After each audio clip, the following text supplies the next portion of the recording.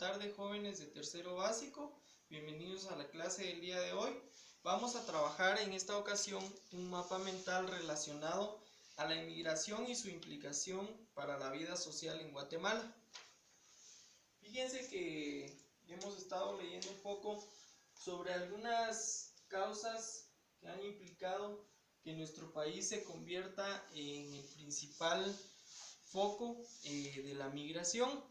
De hecho, una de las principales es que somos frontera con el primer país de Norteamérica, que es México.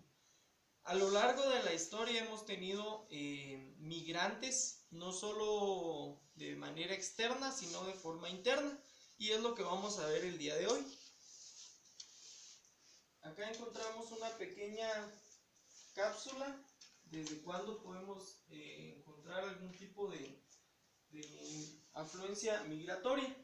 Desde la segunda mitad del siglo XX, las migraciones internacionales en América Latina han aumentado muy considerablemente, ya sea por motivos económicos, sociales o políticos. Estos movimientos transnacionales cambian el entorno más íntimo de la familia del migrante. Si se dan cuenta, cada vez que existe migración se habla de la familia. ¿Y por qué tiene que ver tanto la familia con este tema?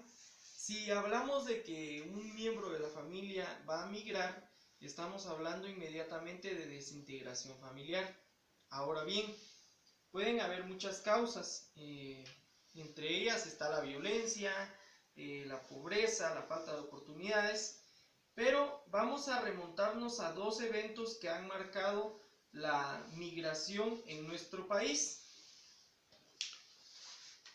Acá vamos a dejar esta otra información, que era lo que les decía, ¿verdad? De que nuestro país se toma como modelo, es decir, es el foco en sí, debido a su historia migratoria y su ubicación clave en los procesos migratorios. En estos dos eventos que vamos a marcar se remontan desde la United Fruit Company, esta empresa transnacional que abarcó una gran cantidad de tierras, que quitó muchas tierras a sus legítimos dueños. Y vamos a iniciar con la primera migración que se dio de manera interna.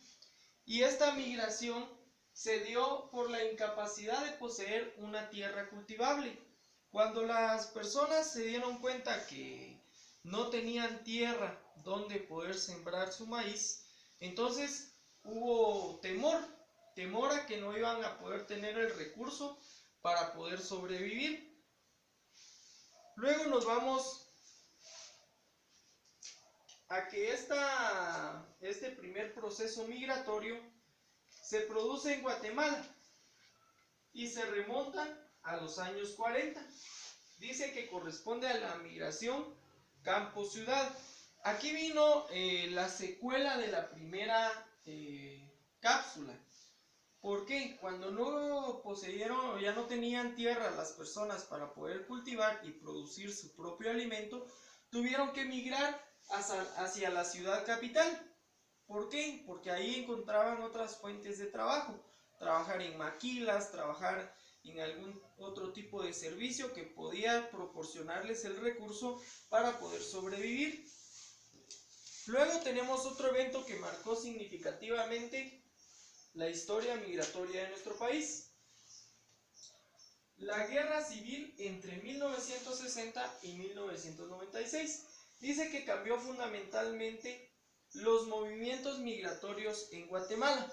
Ahora bien, cuando se dio esta incapacidad de poder cultivar la tierra, la migración fue a nivel interno, debido a que las personas que en ese entonces dominaban el país, pues tuvieron que echar mano de la población, debido a que necesitaban mano de obra para poder cultivar estas tierras.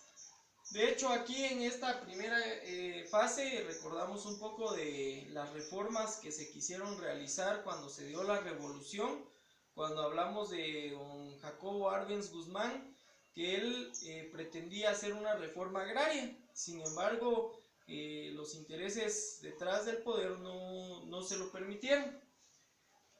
Y llegamos hasta la guerra civil, donde los problemas en Guatemala seguían tal y como habían estado antes de la revolución, o incluso peor, ya que en esta ocasión, en estas fechas, ya las personas que estaban en los gobiernos, que por lo regular eran miembros del ejército de Guatemala, los oprimían con otras leyes, con impuestos, pagos de impuestos, formas inhumanas incluso de tratar a algunas personas.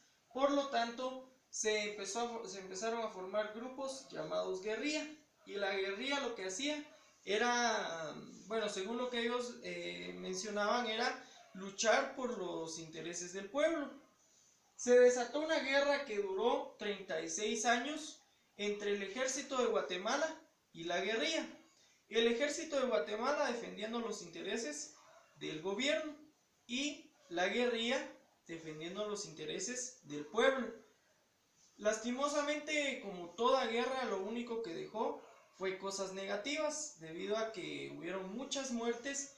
Y aquí viene el tema principal que estábamos platicando, la migración. También muchos de nuestros compatriotas tuvieron que emigrar, algunos al vecino país México, para poder llevar una vida mejor.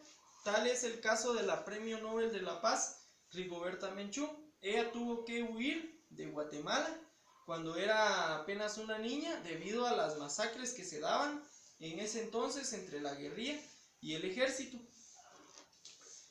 Los años 80, nos vamos a ir un poco más, unos 20 años después, donde los años 80 se dice que fueron los más violentos y obligaron a miles de guatemaltecos a migrar y refugiarse. Como consecuencia de la guerra entre el ejército de Guatemala y la guerrilla, se dieron problemas tan fuertes como prácticamente la extinción de una raza. Se le conoce como genocidio. De hecho, en la actualidad hay algunas personas que han sido llevadas a tribunales o juzgados por este mismo motivo. Leía un poco de un libro muy conocido llamado Masacres de la Selva, y hablaban de unos relatos que daban unas personas que vivían en parte del occidente de nuestro país, y ellos decían: nosotros le teníamos miedo a los matagente. ¿Y quiénes eran los matagente? Eran personas, soldados, que mataban sin ningún tipo de piedad, ya fueran niños, mujeres, ancianos. Incluso en uno de los relatos que yo podía observar en este libro, hablaban sobre una persona embarazada que había tenido la fatal culminación de la vida en manos de estos matagente. Por lo tanto, todos estos factores que hemos podido observar en este mapa influyeron drásticamente en la migración de las personas a otros países. Como nos podemos dar cuenta, en cada ocasión que ha existido problemas, las personas buscan soluciones, y quizá si no las encuentran en el país de origen, tienen que buscarlas en otros países. A eso le debemos la migración masiva que existe hasta hoy en día en nuestro país. Que Dios les bendiga y nos vemos en una próxima clase.